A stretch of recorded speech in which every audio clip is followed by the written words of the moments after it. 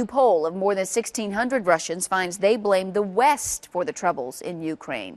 Secretary of State John Kerry visits the country tomorrow, and as national correspondent Kristine Frazao explains tonight, he's walking into another Russia versus the U.S. tug of war. Act of aggression. That's what many U.S. officials are now calling the presence of Russian troops in Crimea, an autonomous, mostly pro-Russian state within Ukraine.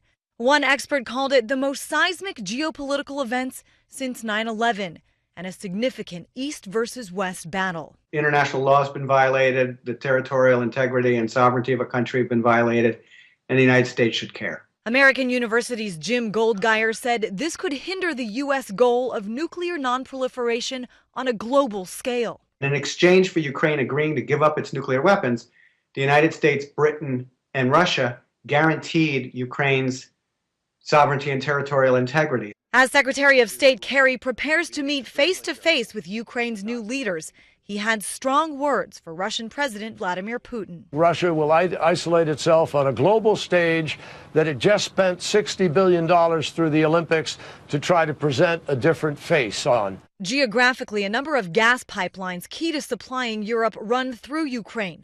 If Putin and Russia control the country, they could control how much Europe is powered. Here in Washington, the president and top officials have been meeting over what to do next, with some lawmakers urging the White House to take strong and immediate action. President Obama needs to do something. How about this? Suspend Russian membership in the G8 and the G20 at least for a year, starting right now.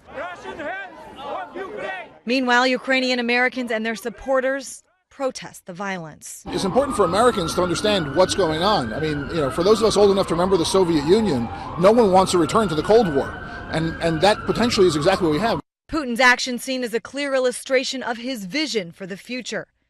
The U.S. and other European countries now deciding not if, but how to fight back. I'm Kristine Frazao, Fox 17 News. When your power goes out because of severe weather, you pick up the phone and make a call. But then what? Tonight, Fox 17 News introduces you to the men and women that work around the clock.